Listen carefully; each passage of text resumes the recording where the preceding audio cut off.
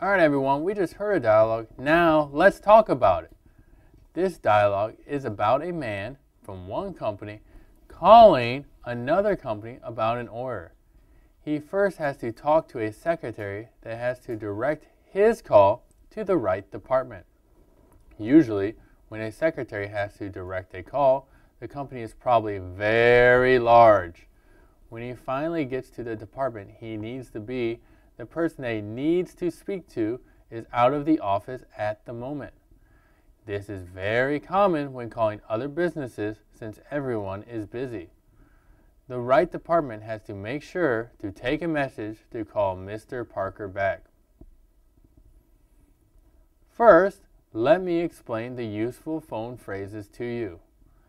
Let's start off with, "How may I direct your call?" When someone says this to you, it is most likely an operator or the first person at a company that will pick up the phone after you call.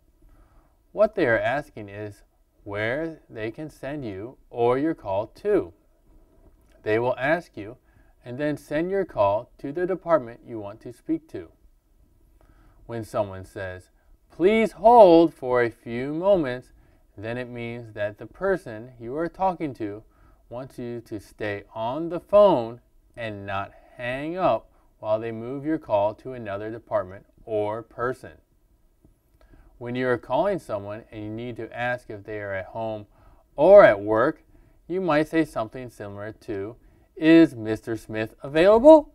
But instead of Mr. Smith, you would just say the person you want to talk to. You can use this phrase when you call a business, someone's home, and more. When they said Mr. Smith was expecting your call, then this means that Mr. Smith knew that you would be calling him soon, but did not know the exact day or time. Finally, when they said, "I'll wait for his call," then he means that he will be by his phone waiting for Mr. Smith to call him back. He won't go out anywhere, but he will stay in his office to make sure he is at his desk and his phone to answer when Mr. Smith calls. Now, let us go over the short phrases or key words. The first one we will start with is transfer my call. This means that they will move or shift your call to the appropriate place that you want it to be or to the right place if you don't know where you should be. The second one is a few moments. This is related to time. This means that a few moments can be a few seconds or even a few minutes, but not usually more than 3 minutes. The third one we will talk about is representing. This means that you or something else is the face of something else.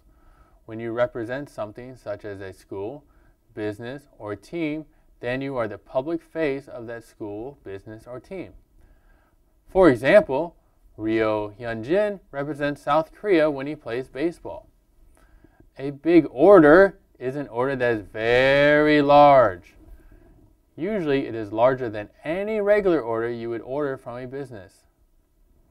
The last one, and perhaps the newest to you, is stepped out.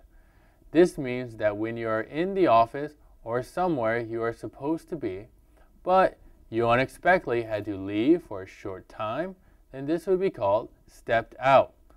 So, for example, if you're at home and you're expecting a friend to come over, but just before he or she comes over, you have to go to the store and get some snacks, then you stepped out to get some snacks. Now let's move on to some culture tips.